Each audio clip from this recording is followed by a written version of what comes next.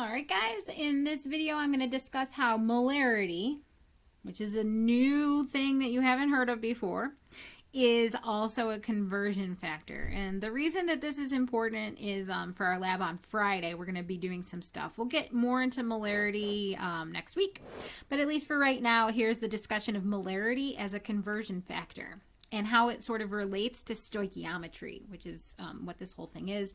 Stoichiometry is basically the study of the mathematical proportions of things in chemical equations. Anyways, molarity. Molarity gets the symbol of large capital printed M. And again, if you remember, I told you don't abbreviate moles as anything but MOL. Here's one of the reasons why. We have molarity as a unit that is just capital M. Molarity is a concentration unit. So the other concentration units that we've worked with this semester thus far is percent weight volume. If you remember percent weight volume, that was grams of the solute, the thing being dissolved, divided by milliliters of the solution times 100. And if you remember, I said you can use it as a conversion factor. So for example, if you had like 15.7%, and that was a weight volume percent of sodium chloride, you could use that to say, well, that means that there's 15.7 grams of sodium chloride in every 100 milliliters of that particular solution.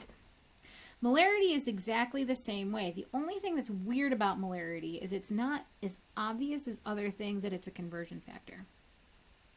So it's a concentration unit that is defined as being moles of the solute per liter of the solution.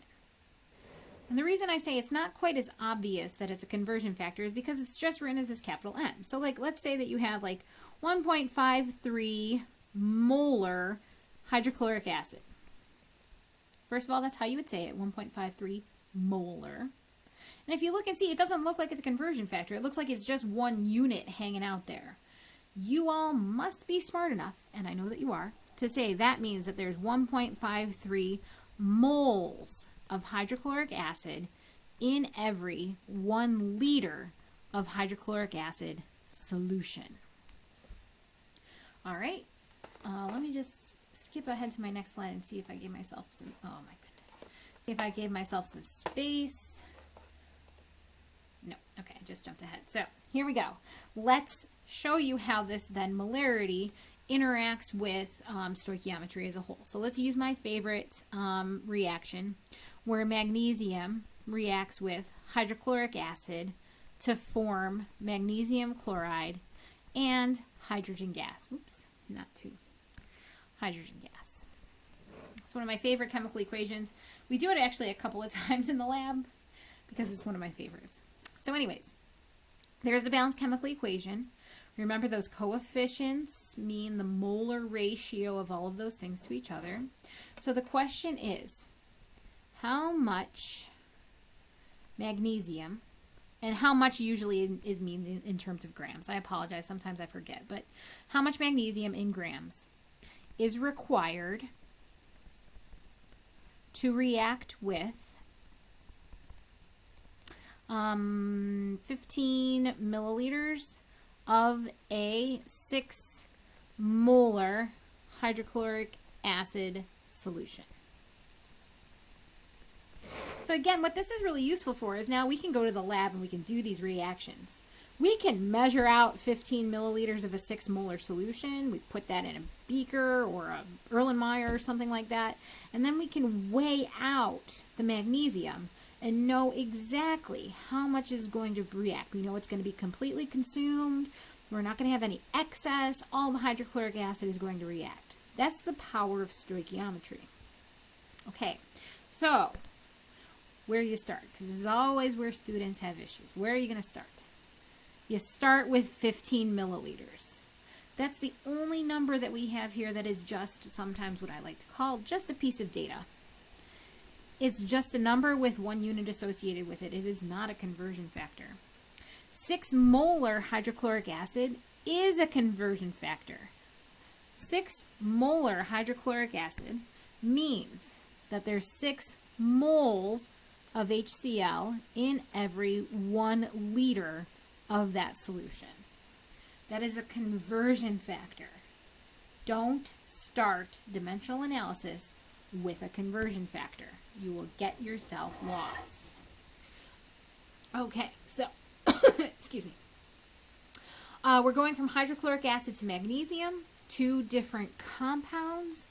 The only way you can go between 2 different compounds is through the number of moles from the balanced chemical equation. So, we have 15 milliliters of hydrochloric acid solution. There's 1,000 milliliters in a liter. And then every 1 liter contains 6 moles of HCl. So this is the metric system. This is the molarity. Then our balanced chemical equation tells us 2 moles of hydrochloric acid react with 1 mole of magnesium. That's the coefficients from the balanced chemical equation. And then finally, every 1 mole of magnesium weighs 24.31 grams. That is the molar mass. Okay, so hopefully what this is showing you guys, stoichiometry is not hard. Okay, stoichiometry really is not hard.